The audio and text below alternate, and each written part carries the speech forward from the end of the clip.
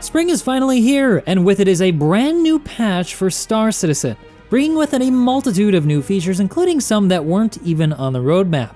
Hey guys, I'm Morphologist, and in this video, I'm going to take you guys through the best features of patch 3.13, as it's currently in Wave 1 PTU. By the end, you guys will have a pretty good idea of what awaits you when it goes to live, and maybe whether or not now is time for you to take the plunge. So sit back, relax, and if you think I deserve it by the end, don't forget to hit that like and subscribe button to show your support. Oh, and if you wanted to ask any questions live, you can always head on over to my Twitch channel, twitch.tv/morphologist, to see me every Monday, Wednesday, and Saturday.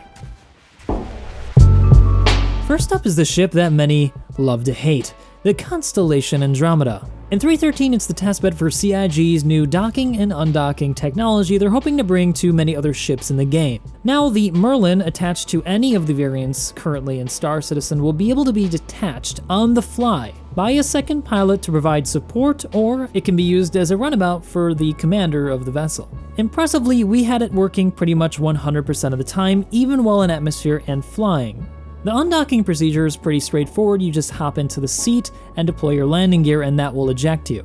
Docking, on the other hand, is a little bit more tricky. You've got to target the vessel you want to dock with and then deploy your landing gear to initiate a docking sequence. The pilot will then have to approve the docking permission, and then you can use the docking UI to either manually dock, which is pretty challenging, or dock with the auto docking feature, which we found to work even while flying, which means that the tech might be robust enough to actually use in combat, something I'm hoping to test tonight on stream. CIG also unexpectedly used this opportunity to polish the Connie even a little bit more, giving it a better looking interior and exterior with updated textures and lighting. And boy oh boy is she looking fine in 3.13, so be sure to check out your Connie when it goes live. But she's not the only ship to get a rework in 3.13. The Aegis Gladius from Squadron 42 has been brought up to gold standard and is ready to go for the single player campaign. Well, at first glance, it may not seem that much has changed. If you look a little bit closer, you'll notice that there's a lot more interactivity than there was before. Now, every component can be accessed from the exterior to be maintained or replaced by hand. But mind you, this tech isn't currently available yet in 3.13. I suspect that this is more so for the Squadron 42 campaign, which will allow the deck crew to fix your ship in and out of missions. At the very least then, for now, it gives us a bit of a peek at what Star Citizen will look like when it's in a more polished state.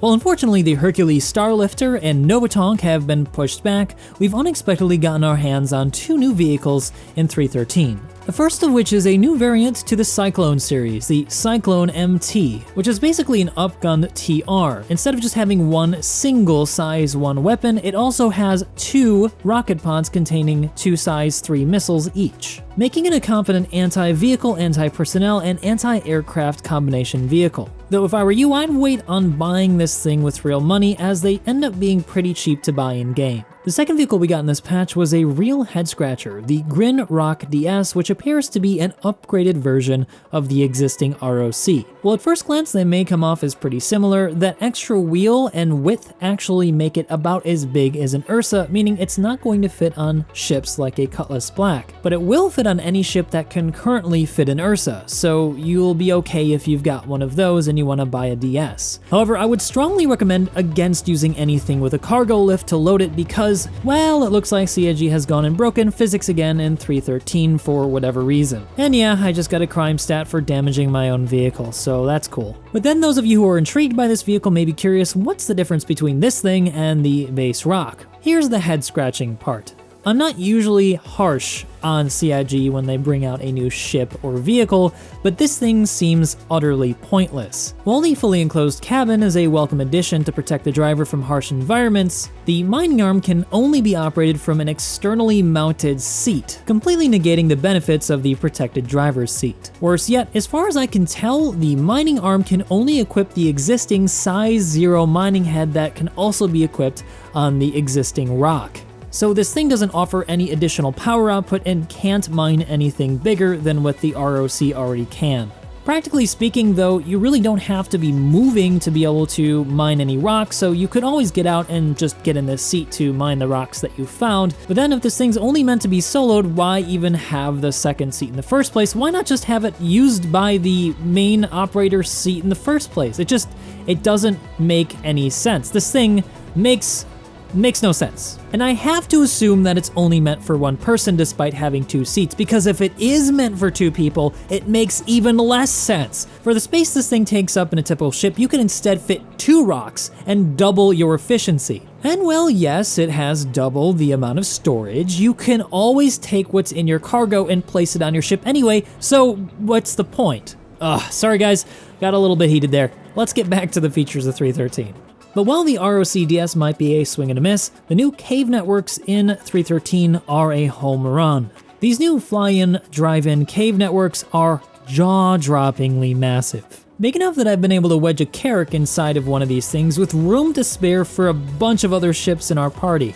But these things aren't completely pointless. They're not just points of interest to visit, they've also got things in them to do. Now that you can fly or drive into them, you can use the ROC to mine deep within the tunnels, or you can fly in with a mole or a prospector to mine the multitude of rocks you may find strewn about the walls. I actually located a few Quantanium rocks in this Kudre ore mine that you can find on Daymar.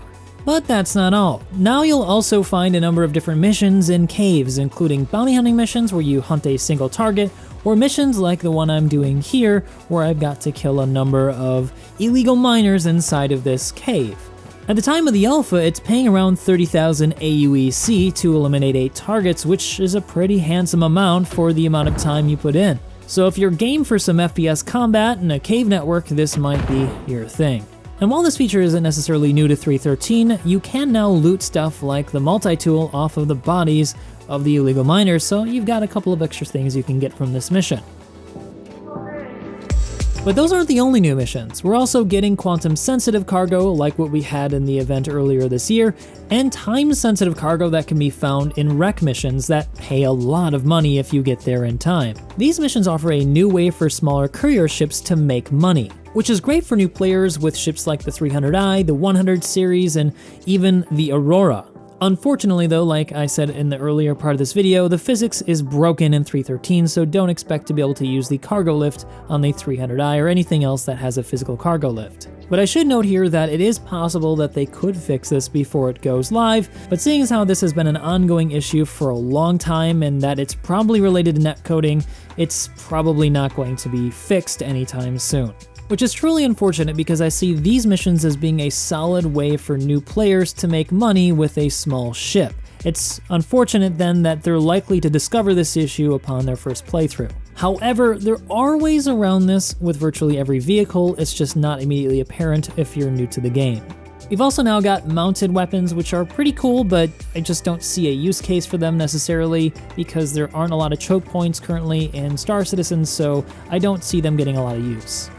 313 also introduces the new push-pull mechanic, which is pretty cool, but I've only seen us be able to push and pull a single type of cart that you can find in hangars, and unfortunately I strongly suspect that it might be removed before it goes live, because I think it might be the culprit behind a lot of massive frame drops we've been getting around the PTU.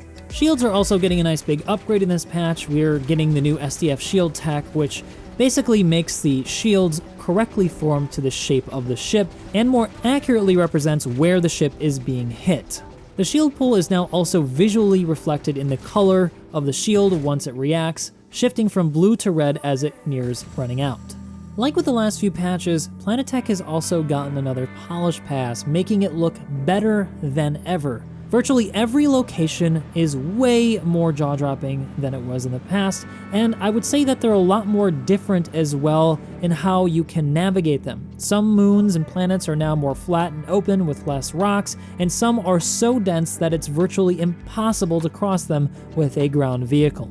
But the visual improvements don't just end with the planets. We've also gotten all new asteroids in space, which are far more detailed and organic looking using their new organic shader that they have employed on the planet surfaces. Practically speaking, these new asteroids actually provide more places to hide if you're trying to hide from somebody or attack somebody in an asteroid field, because these will work to occlude sensors in the future when the sensor update comes online later this year. CIG has also continued to physicalize our inventory, allowing you to physically hand stuff to people like hacking chips and med pens.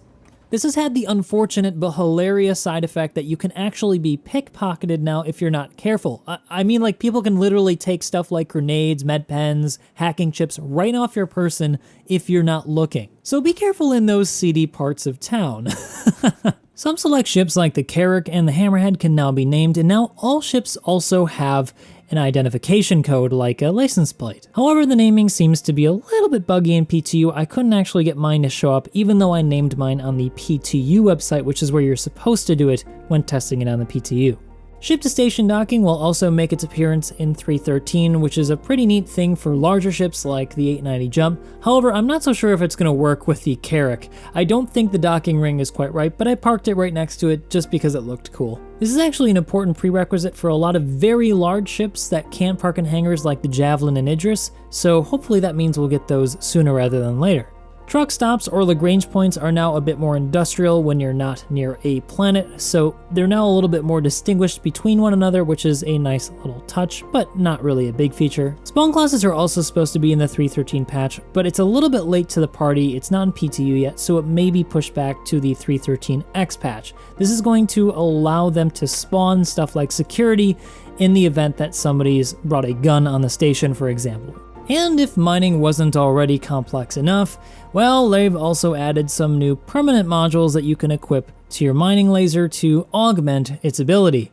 These vary in price and capabilities quite wildly from 6,000 UEC all the way up to 60,000 UEC depending on which one you're buying. Some of them are pretty massive, but I'm not a miner per se, so I can't tell you how it affects the meta. I do know though that they said that these can be stacked with the existing consumables, so there's that as well. And then we have one of the biggest features in this patch, something that's going to impact the way that you play the game and how progression feels.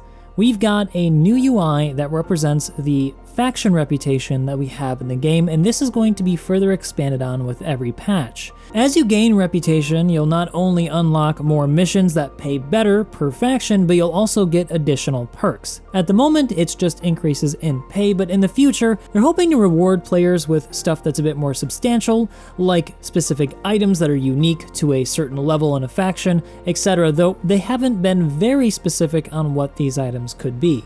So overall then, while 3.13 doesn't have a massive new feature like a planet, it has a lot of great smaller features that add up to a greater whole. And well, unfortunately, the Crusader Starlifter and the Novatonk have been pushed back to a 3.13X patch, we still got two brand new vehicles that we weren't expecting.